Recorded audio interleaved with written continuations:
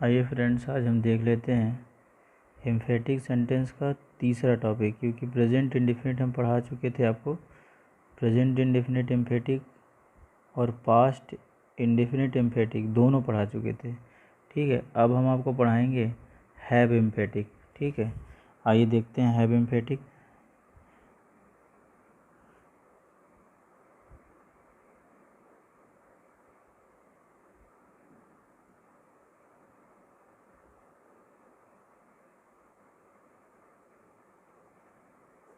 Have emphatic, right. अब have emphatic क्या होता है? इसका हिंदी मतलब होता है पास है तो सही। ठीक है, पास है तो सही। ठीक है, आइए देखते हैं कैसे बनेगा ये। और वन थिंग मोर आपको बता दूं कि जो इसका फर्स्ट पार्ट था, आप सब उसे अगर न देखे हो तो देख लीजिएगा, क्योंकि कुछ डाउट्स होते हैं जो प्रेजेंट इंडेफिनिट में होते हैं वो हो जाता है। पास्ट इंडेफिनिट में भी कुछ था, तो उन्हें क्लियर कर लीजिएगा। उसके बाद फिर ये तीसरा टॉपिक है हैव एम्फेटिक।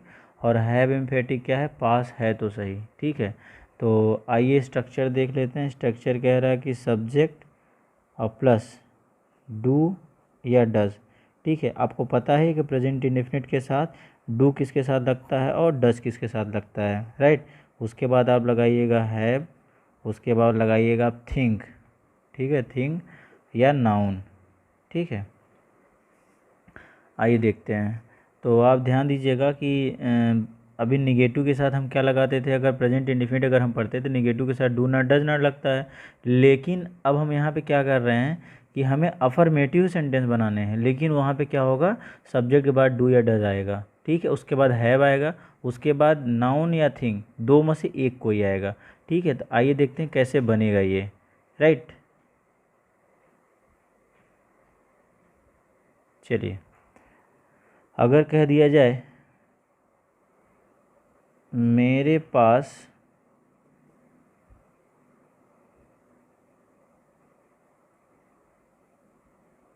कोचिंग है तो सही, राइट। मेरे पास कोचिंग है तो सही। ठीक है, अभी हम आपको बताया था कि क्या आएगा? पास है तो सही। तो यहाँ पे क्या है? पास है, उसके बाद है तो सही। ठीक है, यहाँ पे एक नाउन आएगा, नाउन आ गया, कोई थिंग आएगा, तो आपको उसे भी लिखना पड़ेगा। ठीक है, तो मेरे पास, क्योंकि पास की बात करेगा तो पास आपके पास कुछ न कुछ तो होगा ही। ठीक है, तो मेरे पास कोचिंग है तो सही। तो मेरे पास कोचिंग है तो सही, इसका हो जाएगा आई। उसके बाद आई के साथ क्या लगेगा? हमारा डू लगेगा, तो आई डू। उसके बाद फिर हैव कह रहा है तो हैव लगाइए। उसके बाद दो में से एक, तो दो में से एक मतलब कोचिंग है, कोचिंग। ठीक है, अ कोचिंग, राइट। आइए नेक्स्ट देखते हैं। राधा के पास पैसे हैं तो सही। ठीक है, अब इनके पास पैसे हैं तो सही। ठीक है, तो आप पहला क्या है? सब्जेक्ट लिखिए जो भी है, राधा। उसके बाद आप लगाइए डज, क्योंकि एक वचन है और एक वचन साथ डज लगता है, तो राधा डज।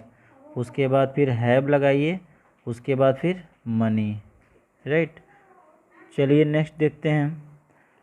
अगर मैं ये कहूँ कि मेरे पास, ठीक है, मेरे पास मेरे पास नौकरी है तो सही। ठीक है, मेरे पास नौकरी है तो सही। तो मेरे पास नौकरी है तो सही क्या हो जाएगा? रात। फिर मेरे पास का आई हो जाएगा, उसके आई के साथ क्या लगेगा? डू। और डू हो गया, उसके बाद फिर हैव अ जॉब। अगर आपको मैं बता दूं रूल की अगर बात करूं, अगर आपको थोड़ा सा कन्फ्यूज़न हो तो मैं आपको रूल लिख दे रहा हूँ। ही, सी और इट, या किसी का भी नाम होगा तो उसके साथ हम लगाएंगे डज।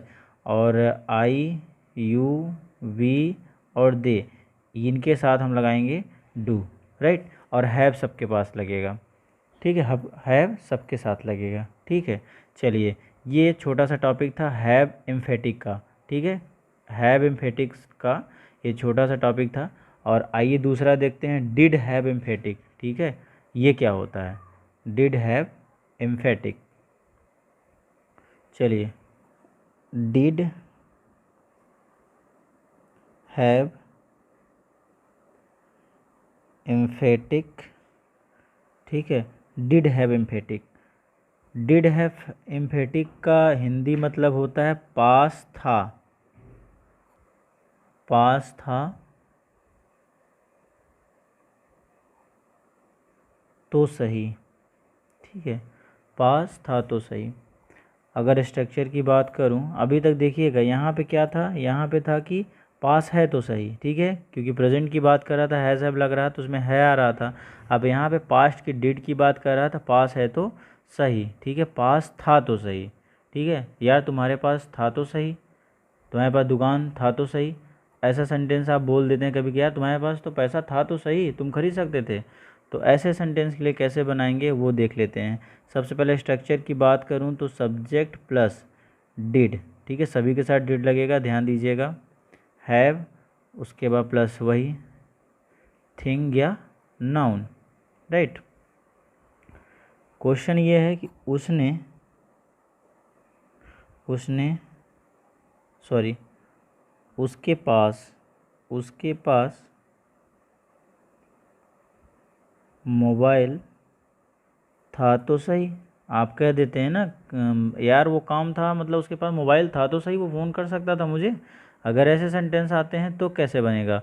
तो वेरी सिंपल, आप कुछ ना सिर्फ सब्जेक्ट देखिए, सब्जेक्ट हमारा ही है तो ही लिखिए, उसके बाद डिड हैव तो लगाना ही है आपको सभी के साथ, तो डिड हैव लगा दीजिए, और उसके बाद फिर मोबाइल था तो अब मोबाइल लिख दीजिए, ठीक है, कुछ नहीं करना। अब क्या है ये देखिए, पास था तो सही, इसकी अंग्रेजी हम डिड हैव लगा चुके हैं, डिड हैव लगा चुके हैं। बचा हमारा क्या कि मोबाइल था उसके पास, तो मोबाइल या थिंक या नाउन होगा तो उसके साथ हमारा जो रहेगा वो लिख देंगे, राइट। आई होप आप सभी को समझ में आ रहा होगा, ठीक है। आइए दूसरा क्वेश्चन देख लेते हैं, ज़्यादा लेंदी वीडियो नहीं करेंगे हम। तुम्हारा सॉरी पेन नहीं चल रहा है,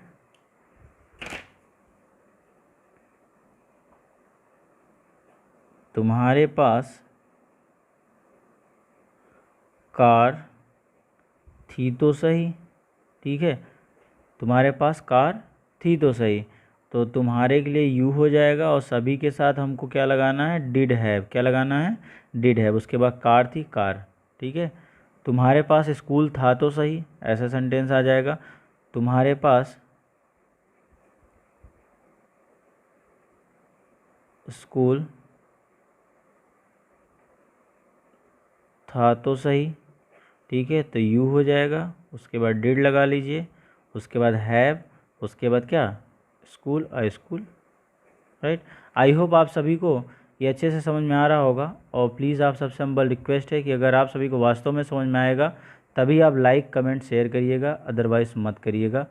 और अगर आपको समझ में आ जाएगा तो प्लीज़ आप सब कमेंट करना मत भूलिएगा कि टॉपिक कैसा लगा आपको, और लाइक भी करिएगा।